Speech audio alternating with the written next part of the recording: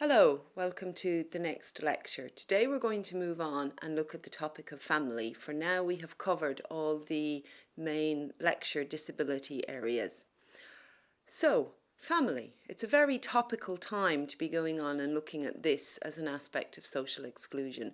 With the condems flip-flopping over whether or not they will support gay marriage, we see all the usual suspects rolling out of their burrows, waving their hands in the air, going, "Family, family, if anything happens to traditional family, society will collapse into a great big heap and life as we know it will cease to exist."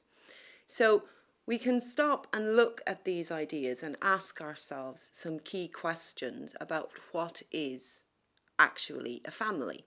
And one of the main arguments that I'm going to be stressing is that the family as we know it, the family that you would picture if you closed your eyes and tried to conjure up an image, or if you drew a matchstick figure image for yourself quickly, you would almost invariably draw a mammy, a daddy, and dependent children who are not yet adults. And that would be the social concept of the family. That would be the family that these pundits are talking about, saying must not be allowed to go into decline because society is dependent on it. But if we take that idea apart and look at it, we realize, first of all, that it is not a traditional form of the family, that it didn't always exist, and that historically it's actually quite new, and that it has also never been particularly dominant. So to go back historically first, if we jump back in time, or if we jump to other places in the globe where society has not been particularly influenced by modern Western civilization, we see that families, in the plural, have a huge number of forms, which are not necessarily the same as our modern Western tradition. If we go to the Trobriand Islands, for example, we see that motherhood is understood to be a result of ancestors being reincarnated. So families exist on the maternal line, and children are believed to be the rebirth of ancestors from one of their mother's descendants. This society has a very high tolerance of teenage and non-marital birth, because they have the belief that because a woman gets pregnant because one of her ancestors is trying to come through and be reborn, if a very young girl or a girl who's not married yet manages to get pregnant, the cultural belief is that this is a special child, a child to be more valued by the society, more cherished by the society rather than less, because it is a very, very strong ancestor who fought harder against the odds to come through.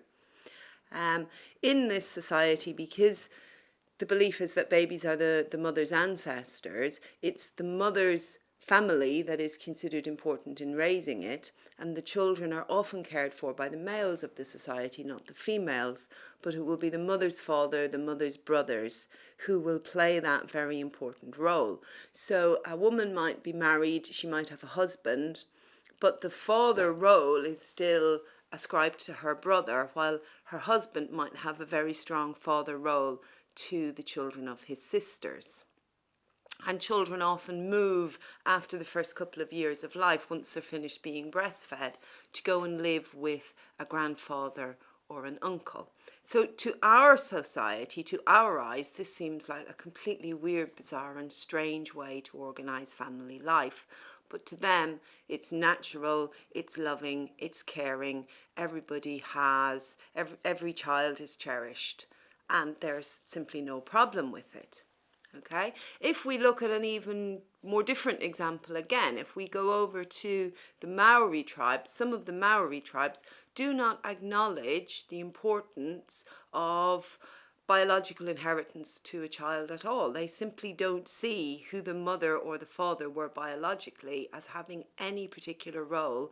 Every baby born belongs to the tribe. So little tribes of maybe up to 50 people, and every baby born is the child of that whole tribe and is the equal responsibility of every single member in that tribe who must cherish that child.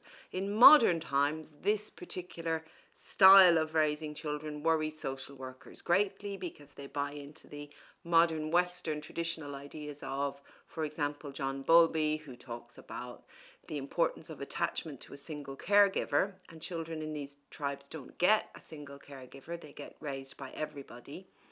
And so you've had some quite tragic incidences where people have swept in and taken all the children away from the tribe and put them in care. But what's been found by this is that when left alone, when left to live in their society, these children thrive. Whereas, understandably, when taken away and ripped away and put in foster homes, they don't thrive at all. Because it's simply another way of structuring family. It's a very broad, loose way of structuring family. But it works for that society just as well. So now we can ask, right, well, having looked at these very different examples, and they also have families, what is a family? It's something that's open, it's something that's hard to define, it's something that creates links of belongings between people. So in the opposite to where we were doing our community studies class and we were saying what is community, it's bigger than family. Now, when we say what is family, the only real definition that we can get is that it is smaller than community and it is about close links of belongings between people. In Europe, and from the time of the Industrial Revolution onwards, and only since then, did we see the birth of what sociologists would call the modern family, or the nuclear family, although the pundits bemoaning gay marriage would call the traditional family, but we see that it's anything but traditional. And this form of the family emerged very much as a response to the Industrial Revolution, and it came about in order to support the form of capitalism that we have in society today.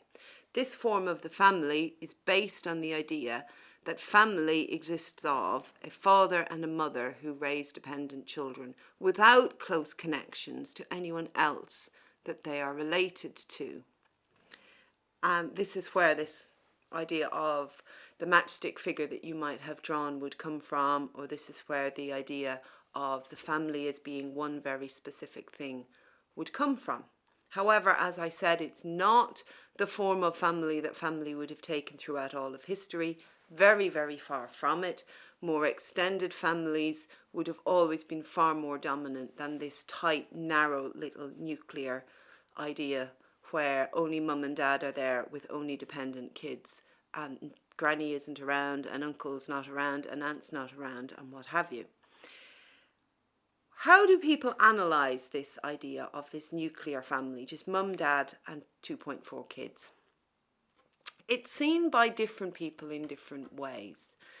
Functionalist sociologists refer to the family as being a haven in a heartless world. They say, yes, it's new. Yes, it wasn't always the tradition. They'll acknowledge that.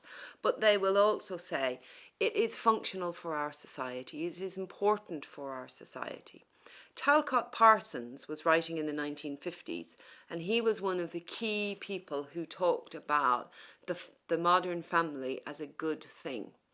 Talcott Parsons said that it was through the family that the father was equipped and enabled to go out into the world and earn the living for the family. And that it was by having mummy at home raising the kids, cooking his dinner for him, etc., that love labour and caring labour could happen, and without that he wouldn't have the resources, the emotional resources, and the having been cared for sufficiently to be able to then go out into the factory every day and earn the living which all the family then depended on. So we can see that some very strong arguments have been made that the family is a good thing. It provides love, it provides people being cherished at all stages, whoever they are, whether they're the mum, the dad or the kids. But that these arguments are starting to sound incredibly old-fashioned to us, if they didn't even as they were being made. Very few families nowadays follow that model of breadwinner father and housewife mother. Very, very few.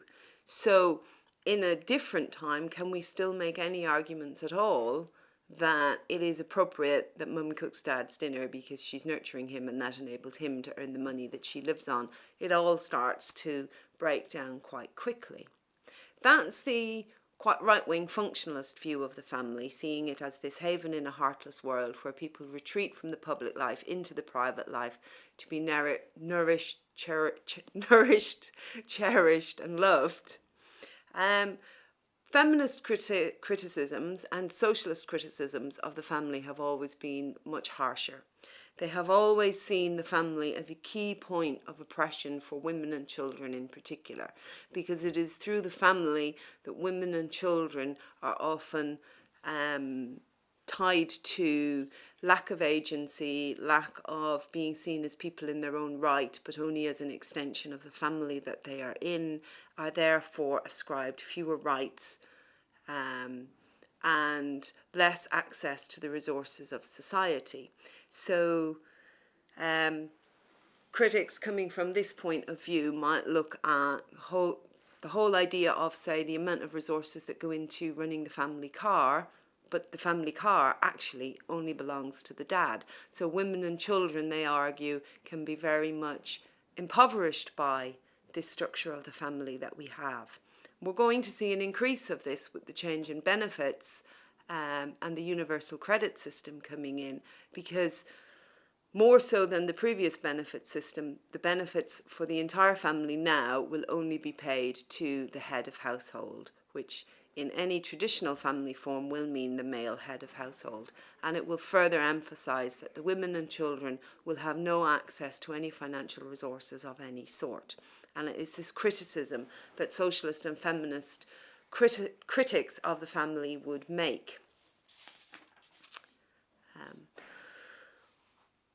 When we look at our society today, we can make up our own minds which one of those two arguments we want to go along with, whether we want to feel that the family is something important, that it does provide nourishment, love, provides the facilities for the members to be cherished, or whether we feel it is something that can be quite oppressive.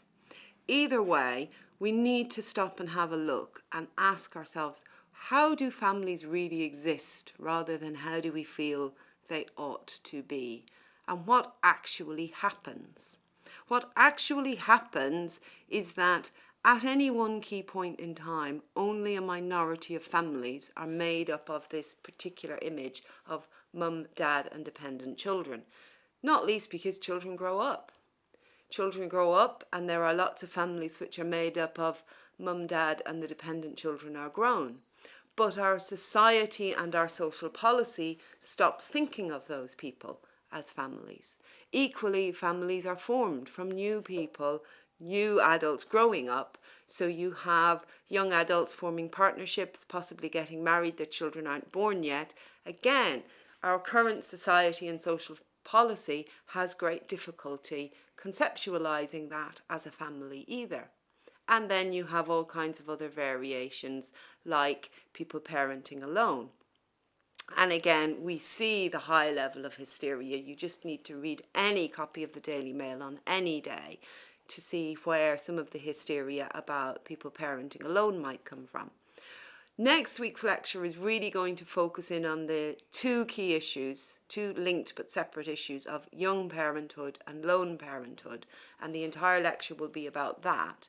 Today, the specific issue I wanted to look at is the idea of grandparents and extended families, which we can cover a little bit more quickly. In our society, if we believe the popular media or the jokes that stand-up comics tell us, grandparents are kind of problematic. The mother-in-law is not someone that you want anywhere near your kids or your spouse, because they're kind of figures of fun and figures of fear all at the same time. I'm sure everyone has heard a mother-in-law joke. When we look at where mother-in-law jokes came from, who coined them, they weren't invented by stand-up comics.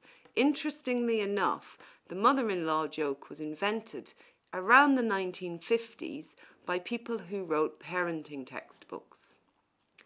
Because The experts, the doctors who wrote the textbooks, and I'm sure you've all seen parenting textbooks in your time. If you're raising children nowadays, you've probably seen Gina Ford, you've probably watched Super Nanny on the telly, and before that there were plenty of others.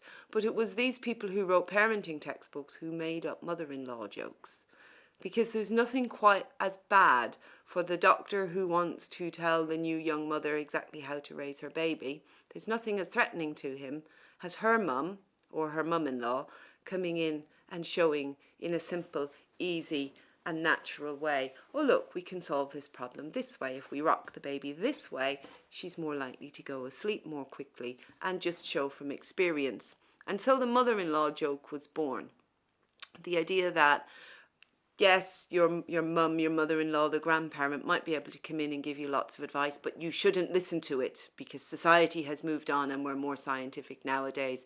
And you should not listen to the granny who shows you how to rock a baby to sleep, because nowadays we believe in controlled crying. Or indeed, as fashion's moved on, and nothing is quite as flexible for fashion as parenting practice.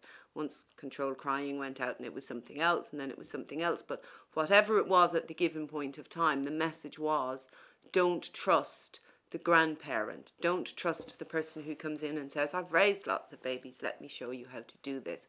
But rather presenting them as an issue of fear. When we look at what happens on parenting television programs at the moment, so programs such as Super Nanny, Honey, I'm Killing the Kids,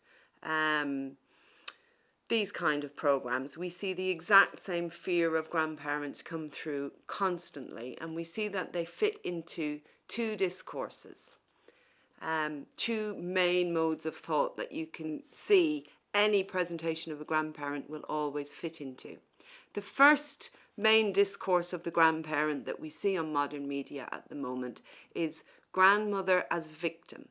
Grandmother as a very elderly lady who's very tired, who raised her own children, who shouldn't be having her grandchildren dumped on her now at this point in time because it's too late in her life, she's too old, she's too tired, it's too much of an imposition.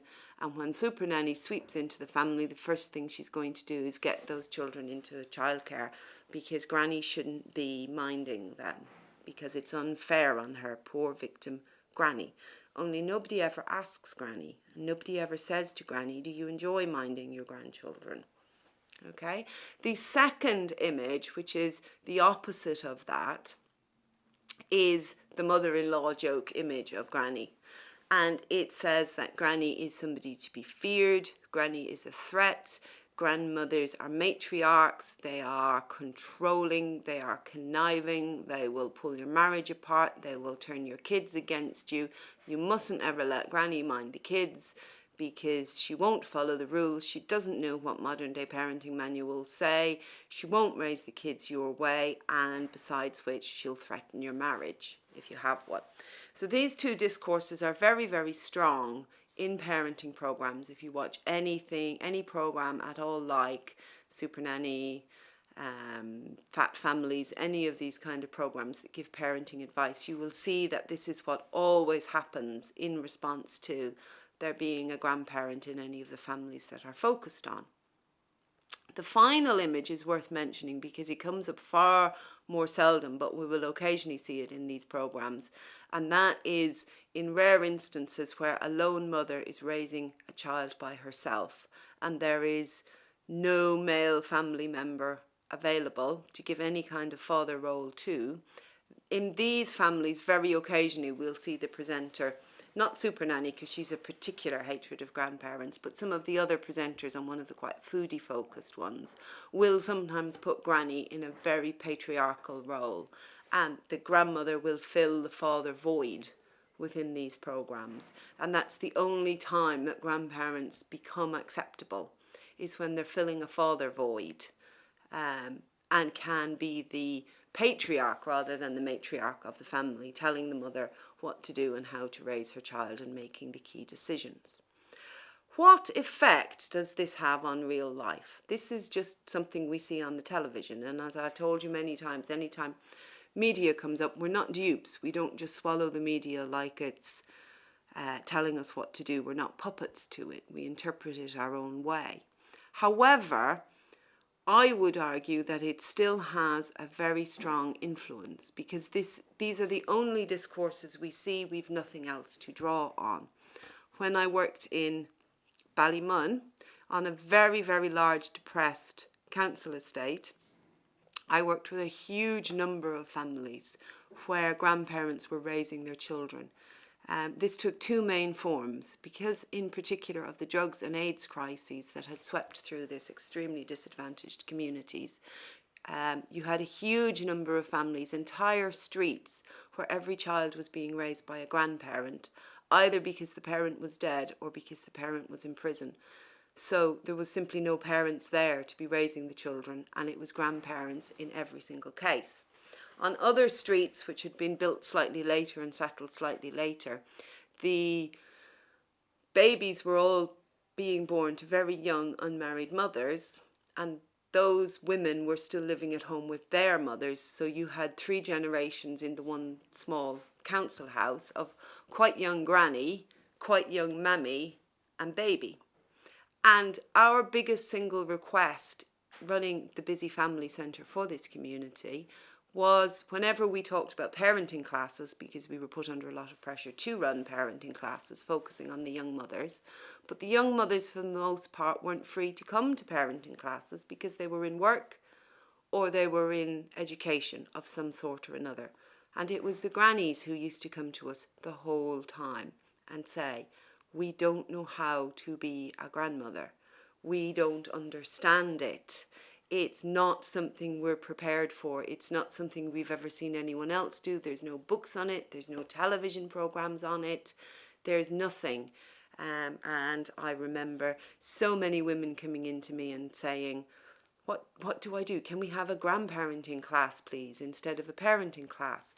And one woman will come in and she'll say, I sit and watch my daughter, who's so young, struggle with her baby so much, and she's falling asleep holding the baby, and all I want to do is go and take the baby from her and hold the baby myself for a few hours and give her a break and tell her to go out and be with her friends. But I'm afraid to. I don't know, should I or not? I don't know, does that make me the controlling, nasty grandmother if I do that? And I don't know how to cope. And I want a grandparenting class to talk about this, because I am that baby's other parent, but I don't know how to do it.